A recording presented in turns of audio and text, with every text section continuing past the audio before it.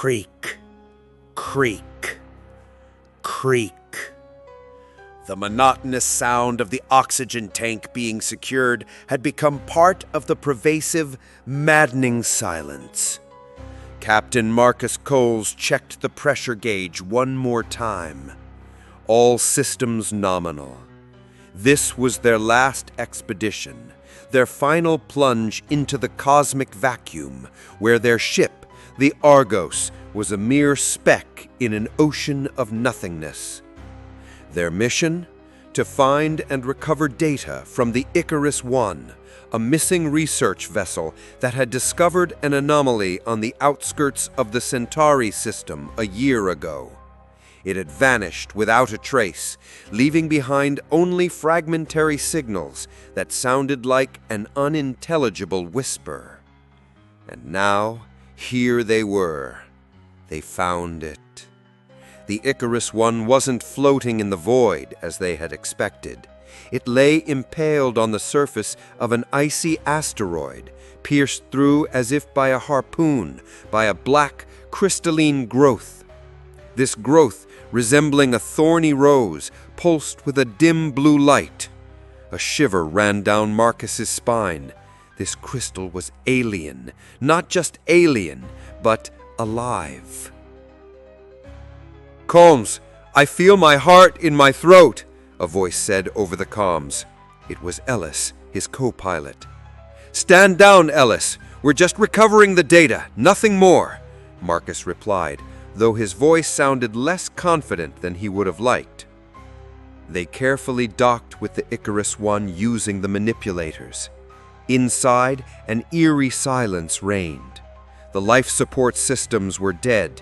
Traces of that same blue crystalline substance were visible on the walls and equipment.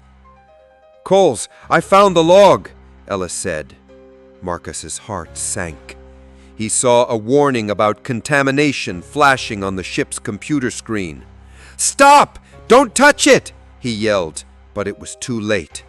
Ellis touched the keyboard, and the first entry appeared on the screen. Day 13. We found something. It's like a crystal. It's alive. It reacts to our thoughts. Then the next. Day 15. The crystal has started to grow. We tried to destroy it, but it only got bigger. We hear voices. They are calling us. And the last one, encrypted. It eats our fears. At that moment, Ellis let out an inhuman shriek. In his helmet, two small lights flickered in his eyes like tiny fireflies. "What's happening?" Marcus cried, his voice breaking. "Coles, it's inside me. I see my worst nightmares. My family, they're burning," Ellis gasped, then fell silent. His body convulsed, and tiny blue growths began to appear on his suit. Marcus understood what had happened. This wasn't contamination.